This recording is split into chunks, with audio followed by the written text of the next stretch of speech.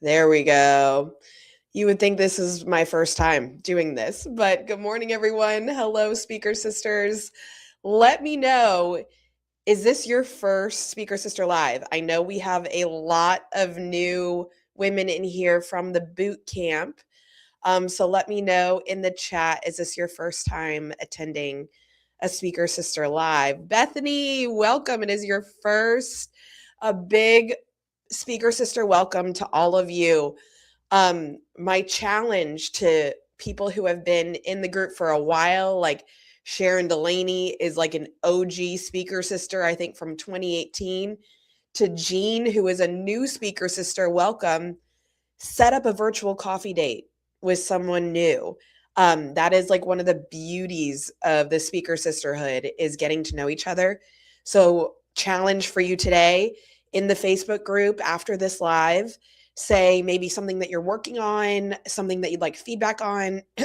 Also, as you can tell, my voice is hanging on by a thread. So I have backup with me today, who I'll show you in a second. And set up a virtual coffee date, get to know each other. And then if you want to meet each other in person, we also have Mic Drop Club in person meetups happening this month. If you're a member of Mic Drop Club, that is our women's public speaking club where you can practice like the skills of speaking, hand gestures, tone, in person or virtual, and get reps. So we have about 33 cities. Alex will put the link in the chat if you're interested in joining one of our meetups this month, and we would love to have you and meet your Speaker Sisters. So boot campers, welcome. I'm so glad that you're here. And then speaking of challenges, who did the challenge that I posted in the group to announce that you're accepting gigs for Women's History Month in March? Let me know who did that. And while you all are telling me, I'm also going to bring up Christine. Hello, Christine. Morning. Good morning. I know you are morning. You are West Coast today. I see it's still dark outside. It is, but I'm excited to be here today. Oh, perfect. Okay, so many people did, and let me tell you. So if you don't know what I'm talking about, I posted just a simple script in the Speaker Sister group and said, put it on LinkedIn, put it wherever you are, and say, I am now accepting gigs for Women's History Month in March. Maybe include a little bit about what you speak on, but just claim that you are doing it. Because right now, I literally just got booked to speak March 5th at a huge company because they're probably like, oh shit, it's Women's History Month. We gotta bring in a speaker. So people are looking right now. I have a day in March, I think it's March 12th, where I have 3 gigs in one day. 2 of them are virtual. Actually, no, 2 are in person, 1 is virtual. It is a very healthy time. So if you haven't done that challenge yet, do it. And then if you already did it, do it again. Keep reminding people. The algorithm is crazy. Sometimes they don't see that they've done that. Christine, really quick, for people who don't know you, you want to give a quick intro of the magic that you are at Mic Drop? Yeah. Hi, everyone. Christine Sickles. I've seen many of you, but for all of the newcomers, welcome. I am Jessa's CMO, but also in Mic Drop, I teach a portion of Mic Drop Academy. I'm one of our coaches, and I specifically help you build your personal brand to think about how you show up in all of the places that you're marketing yourself, whether it's LinkedIn or your website or your marketing materials. And I really always love to say and remind people that your keynote is what gets you the applause, but your marketing is what gets you on stage. And so that's what I'm here to help you do. Yes, absolutely. And for those of you who are have done Academy before, you're familiar with Christine. For those of you who haven't, Academy is our coaching program for women who are already speaking, probably already getting paid, and looking to either increase frequency or fee. It starts in March. We have 3 spots left for this cohort. So Alex will put the link to the application in there. But again, this is for women who are maybe a little bit more seasoned in speaking and looking to do more of it. So we'll go ahead and start with Q&A. Christine and I will go out of this together. Put your questions in the chat that you have for us. What are you working on? Maybe where are you feeling stuck? And then in about 10 minutes, I'll have some more mic drop announcements for you all that we'll go through. Love the feedback y'all are getting Women's History Month, which is great. Let's see, Cassie. How do you handle if an organization asks you to speak for an hour and you wrap up 5 to 10 minutes early? Is that ever a problem? I will speak to this and say, I would rather you be like 5 minutes early than 5 minutes late. Mhm. Would you agree? Yeah, totally agree because event planners expect you to be on time. So a little bit early, totally fine. If you go over, you might ruin the whole agenda and itinerary that they've have built. So always better to be a little early. That's totally fine. Yeah. And sometimes what I do as well, if you're looking at the clock and you're like, oh my God, I'm almost done with my talk and I have 15 minutes left. I know I'm feeling a little sassy today, but I call them your oh shit stories, and have like 3 oh shit stories in your back pocket that are not included in your talk. So mine is a camping story with my dad where, wait, let me tell you about this time when I went camping with my dad, and there's like a moment to meaning in there. So have 3 of those in your back pocket if you need to fill time or stall that are not in your talk. Okay, next question. I'm stuck on how to decide on who to pitch to. Christine, do you want to take that one as far as like audience? Yeah. So, as far as audience is concerned, it first starts with who do you really want to serve? So, I'd be thinking about that specifically. If you're thinking about speaking to women, if you're thinking about speaking in corporate, if entrepreneurs is who you are looking to speak to. So, deciding who your 3 to 5 audiences are is really important to then make that decision on who to actually pitch to. Once you've decided who you want to serve and who you want to speak to, one, if you're, as an example, if you're looking at speaking to women, then you would want to be searching women's conferences and looking for event planners. Or you could also look at ERGs, which we've mentioned before, employee resource groups that are actually in corporate, that there's a lot of employee resource groups for women. Other places to pitch. So if you want to speak to corporate, learning and development, people with HR in their title. Those are usually people who are booking some of the big events that corporations have. And then a lot of times getting to know event planners is really important. There's a lot of event planners out there, event planning companies that are out there that can help you know what's out there. And there's a lot of call for speakers as well. So we talk about in LinkedIn, you can search for people with event planner in their title, and that gives you an opportunity to understand who to pitch to. And we have a gig newsletter. So anyone that's new, just know that we have a gig newsletter that we send out that gives you some opportunities for gigs that we know that are happening. And those links take you directly who's pitching and booking. Yep. Question around a speaker reel with no audience, advice for first time speaker reel. In the course, we have a level 1 and a level 2 speaker reel. Level 1 is for someone who hasn't spoken before. So you don't have any speaking footage. It's going to show you a couple ways you can do that. You can do that in your house, face to camera. But then there's also other ways, like next week, I want to try to test some new content and get footage. It's not content I want to test on stage when someone's paying me 30 grand to be there. So I'm renting out a local church. I literally am paying like $200 because the church isn't being used during the week, and bringing my videographer, obviously, that I'm paying for, to get some new footage, but also to test some new content on stage. So in the course, you have a level 1 and level 2 speaker reel. March script that I talked about. Alex, maybe you can find my script that I put in the Facebook group and just repost that in the Facebook group again today. If an event planner wants to see 15 minutes of your talk, do you record it, send them a private link? That's an interesting question because I've never had an event planner ask for like that specific. Usually they want to see a demo reel.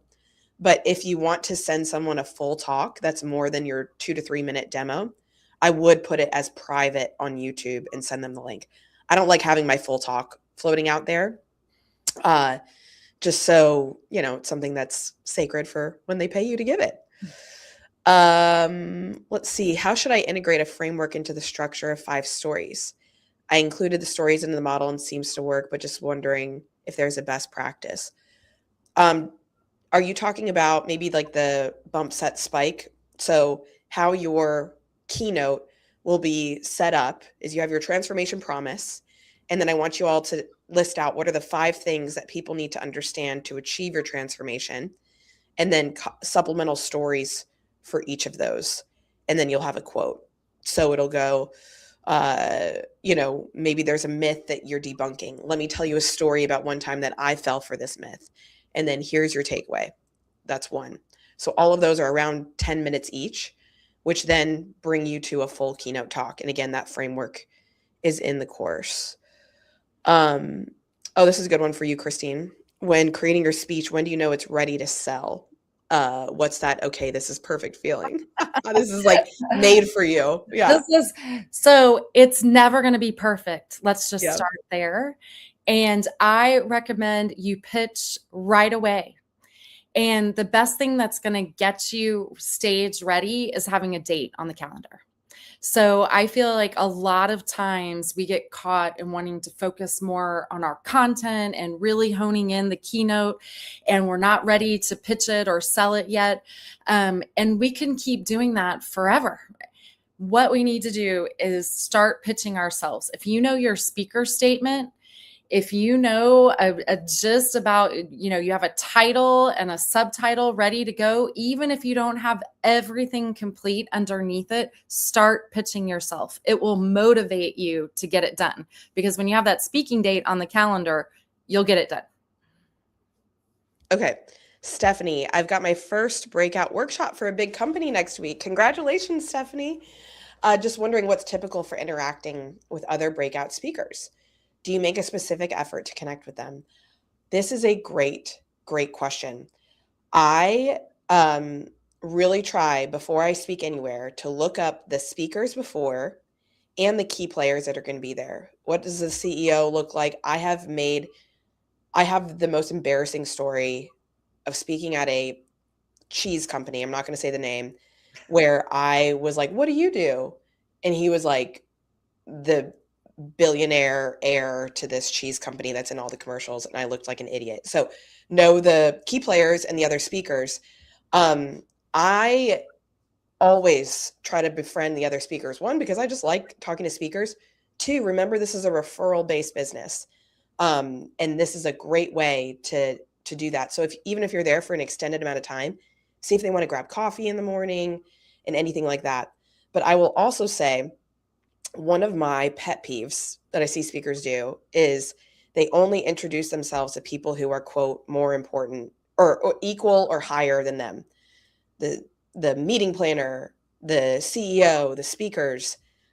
I am on a first name basis with everyone backstage by the time I leave. The AV team, the videographer, the hair and makeup, whoever it is.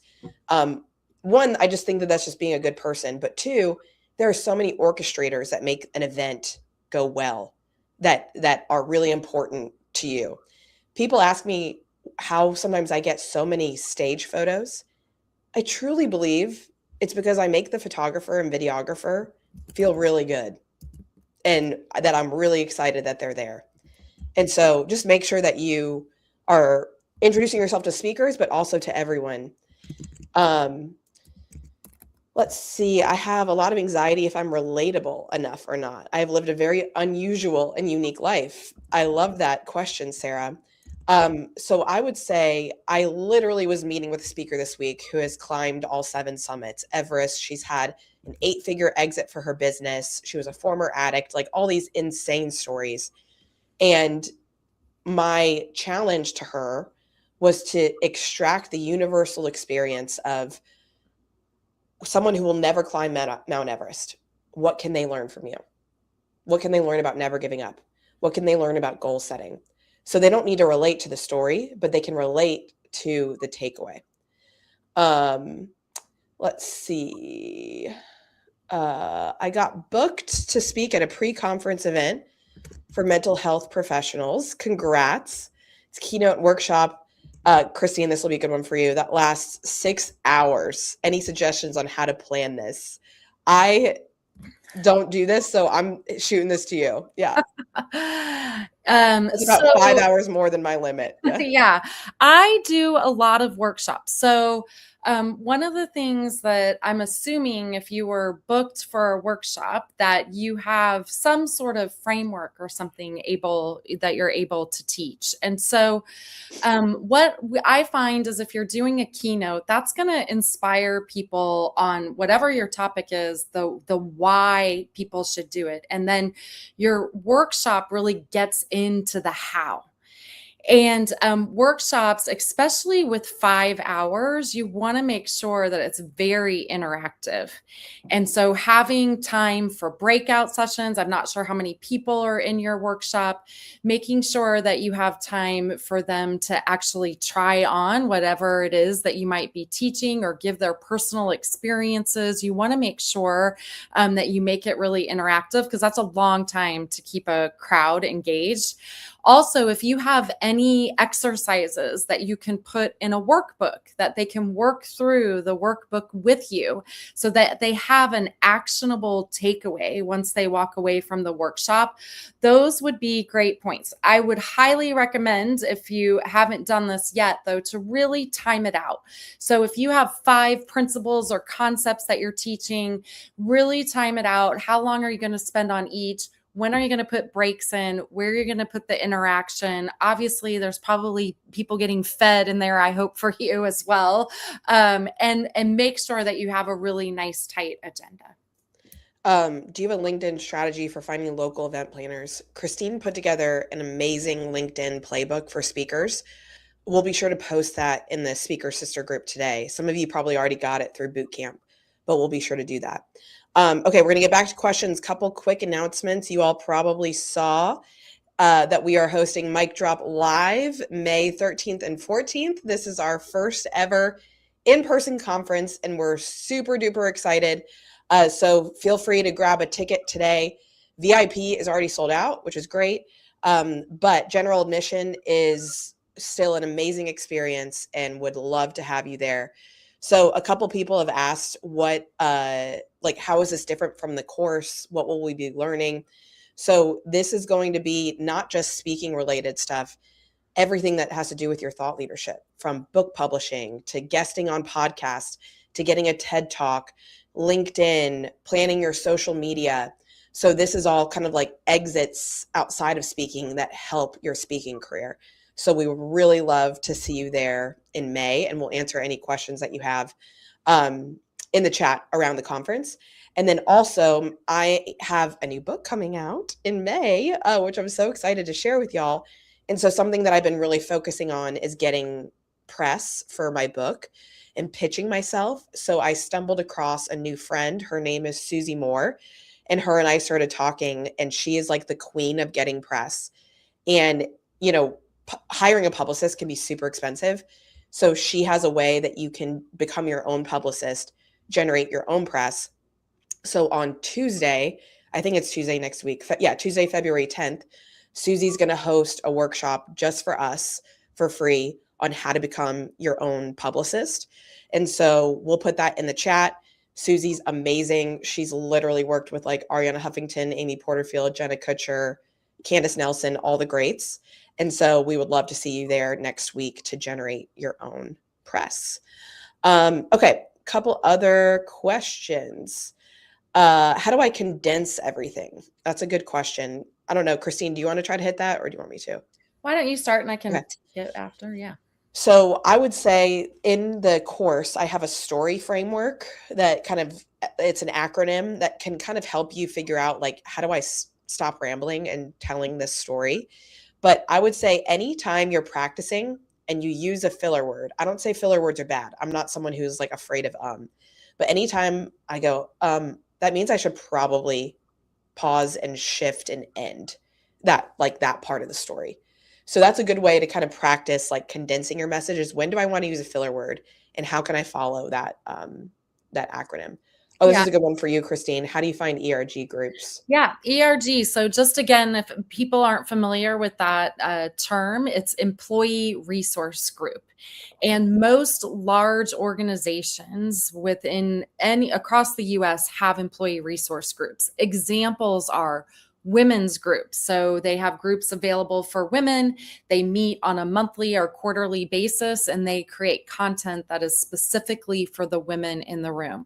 There also are young professionals groups. There are ethnic groups. There are LGBTQ groups, and these all sit within organizations. Usually, the way that you can find them, you can do a good search. Most companies, if they have an ERG, they let you know because it's really important.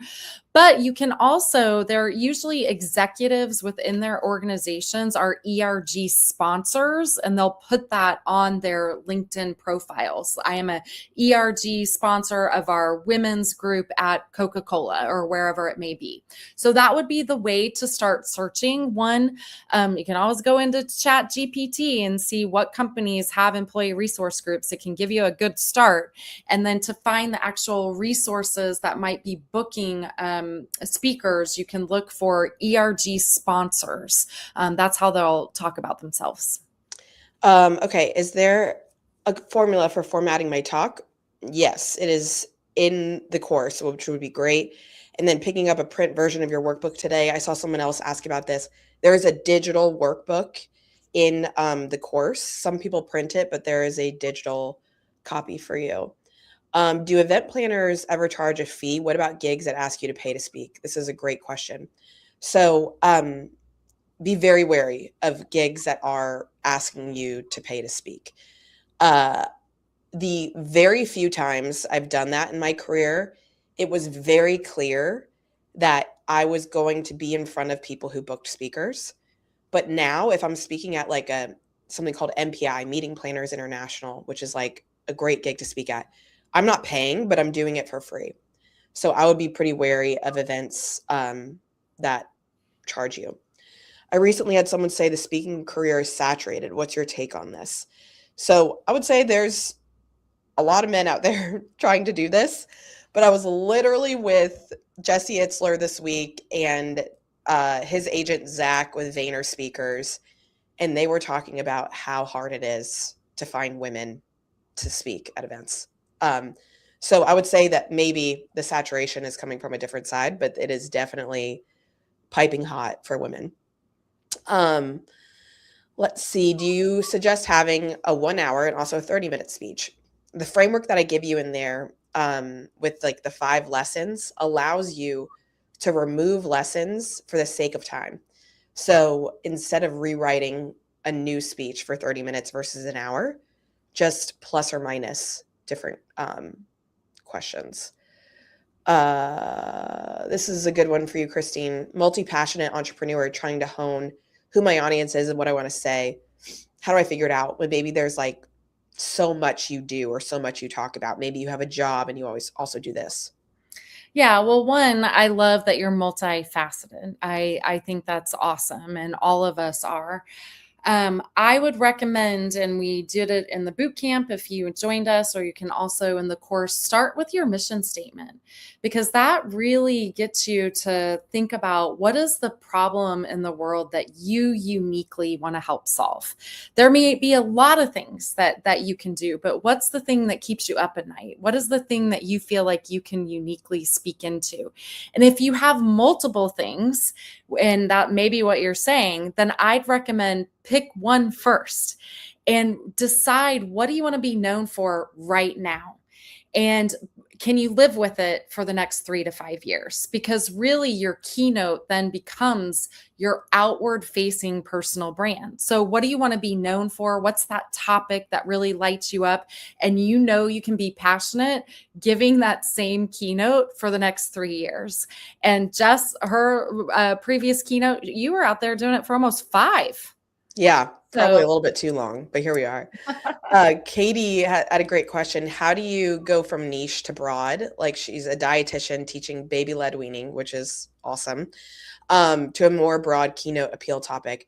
Yeah, you're referencing an example I gave of these like Irish dancers that I saw that teach companies how to find their rhythm. And so I would say with like baby-led weaning or the thing that you do with dietitian, what is like the motivational point that you usually talk about? Is it listening to your intuition? Is it taking care of yourself first before you take care of others? What's like the mindset motivational part of what you do that you can teach to others? I don't have a social media account specifically as a keynote speaker. I have a website. Is social media necessary? Does it look bad if you don't have a lot of followers? Christine, you want to take this?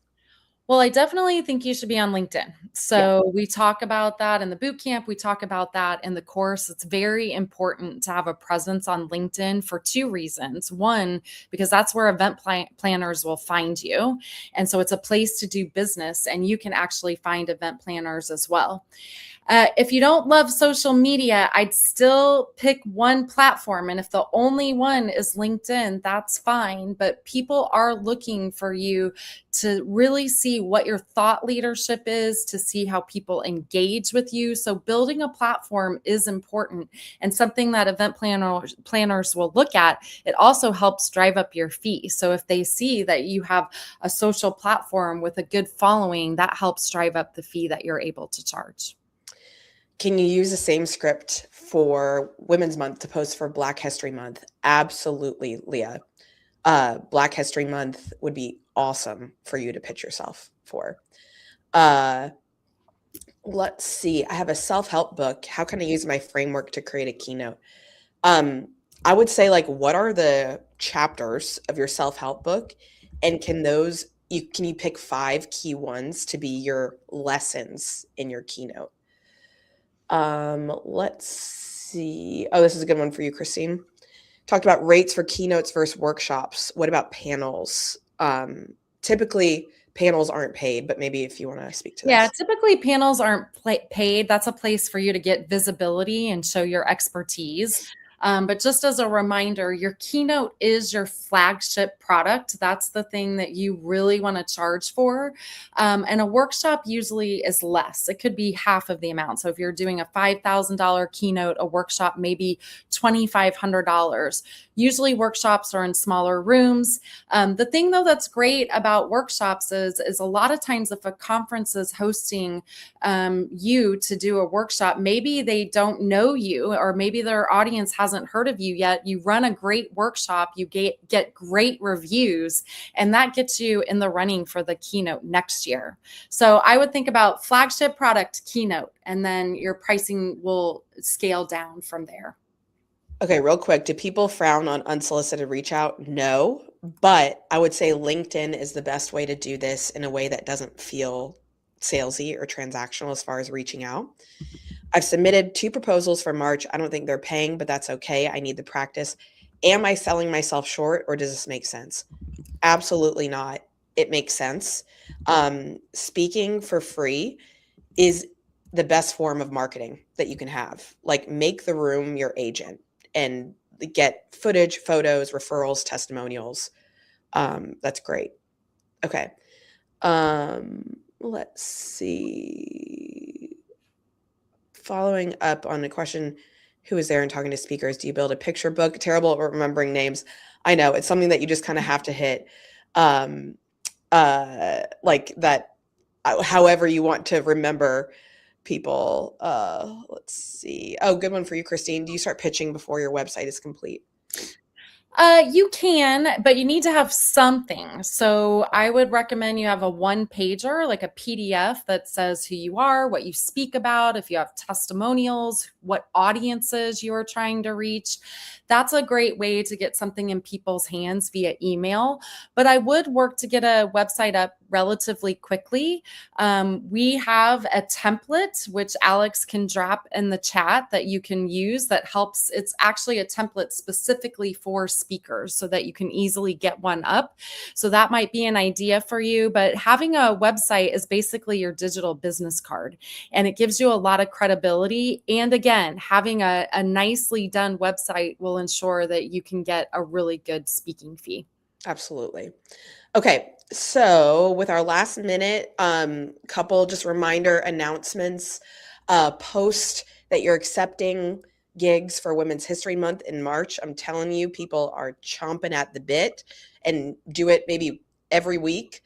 Mic Drop Live is happening in May 13th and 14th. Tickets are available. So go to the website, grab your ticket. February 10th, I'm partnering with Susie Moore if you want to learn how to get press. And then, Christine, anything I'm forgetting?